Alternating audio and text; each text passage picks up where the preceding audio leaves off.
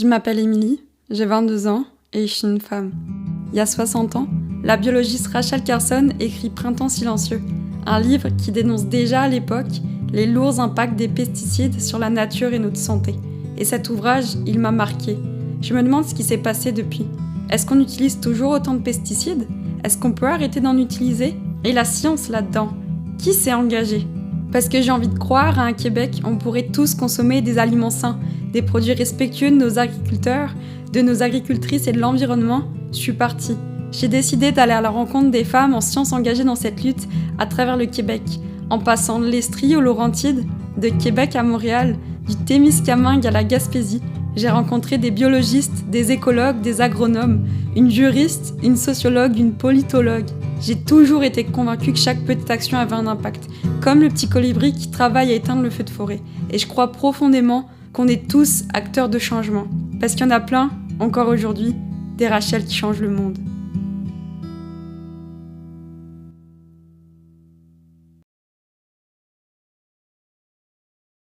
En faisant mes recherches sur Printemps silencieux, le livre écrit par Rachel Carson il y a 60 ans, je suis tombée sur des archives d'épandage de pesticides assez choquantes. Silent Spring was called an exaggeration, its author alarmist. But Ms. Carson never wavered.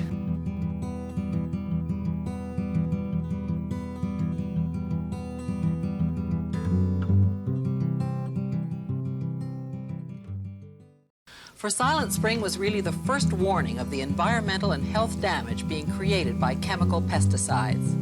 Today, it is widely conceded that this quiet biologist initiated the modern environmental movement.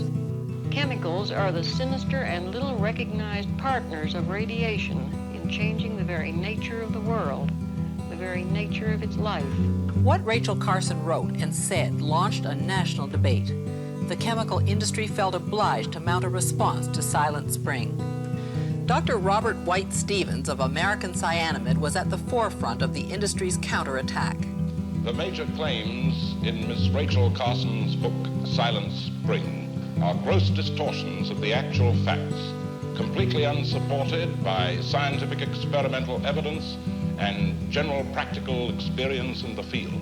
Yet the public was being asked to accept these chemicals, was being asked to acquiesce in their use, and did not have the whole picture.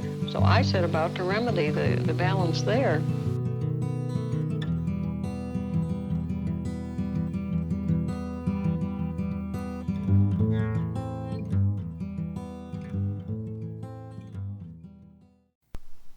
Salut, c'est Émilie. Je vous invite dans les coulisses du balado des Rachel qui changent le monde.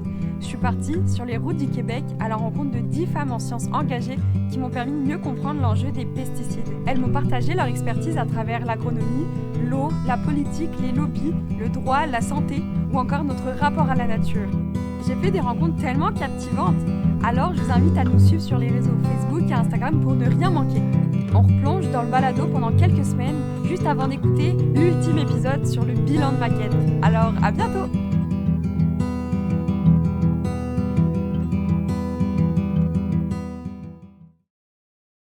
Quand on dit le printemps silencieux, c'est que les oiseaux sont absents suite aux grands épandages de pesticides, des épandages d'ailleurs d'une absurdité totale.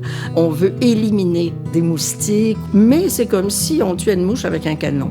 Toutes les abeilles qui étaient mortes, c'était principalement Montérégie et il y avait des quantités de néonicotinoïdes qui étaient au-delà des critères là, finalement là, au niveau de la mortalité des abeilles. Les néonicotinoïdes ont été comparés au DDT, littéralement, parce que c'est mondial là, cette problématique-là des néoniques là, dans les cours d'eau, puis au niveau des écosystèmes, puis au niveau des impacts sur les pollinisateurs et sur d'autres insectes aussi. Quand on n'entend plus les oiseaux chanter, c'est un cri d'alerte.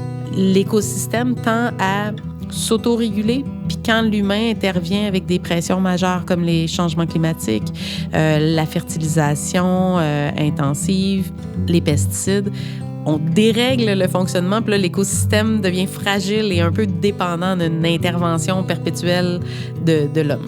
Toutes nos rivières en milieu agricole sont fortement contaminées par les pesticides, ça c'est certain. Il y a un principe en écotoxicologie qui est assez simple aussi, c'est la bioconcentration d'un contaminant. Pour les pesticides qui ont tendance à s'accumuler dans les organismes, c'est que En haut de la chaîne alimentaire, on se retrouve avec des poissons qui sont très, très, très contaminés.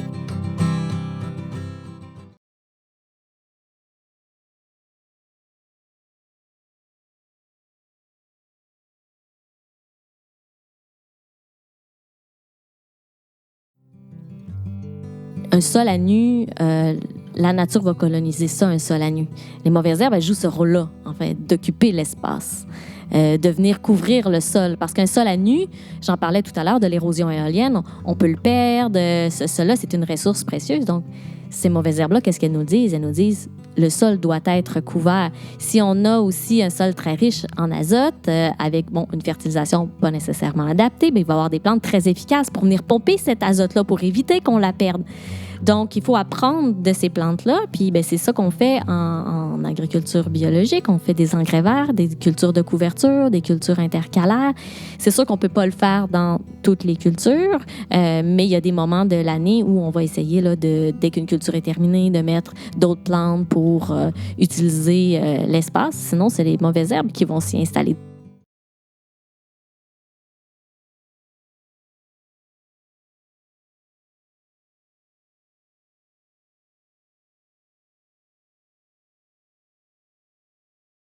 Dans le balado des Rachel qui changent le monde, on s'est demandé, c'est quoi être une femme en sciences?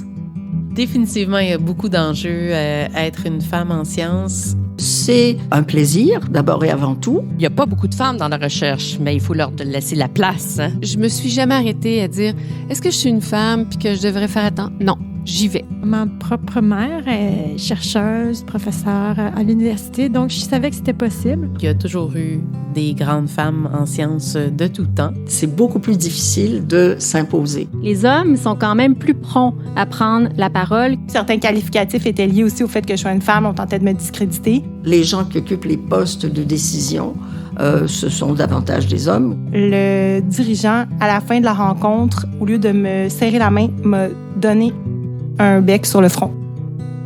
Au final, ça contribue quand même à invisibiliser la place des femmes. Leur principal enjeu a été d'être reconnues pour ce qu'elles faisaient. Ça implique d'être très, très rigoureux, mais ça implique aussi de travailler 3 fois plus. Les femmes se surpréparent par rapport aux hommes, donc elles ont tendance à réduire la fréquence de leur prise de parole dans l'espace public. Les femmes ont une sensibilité puis une intelligence qui leur permet de voir le monde de façon différente. Une possibilité d'éclairer autrement la réalité. On n'abordait pas nécessairement les questions scientifiques de la même façon, mais on se complétait quand même assez bien. J'ai 2 jeunes enfants que j'ai eus durant mes études graduées.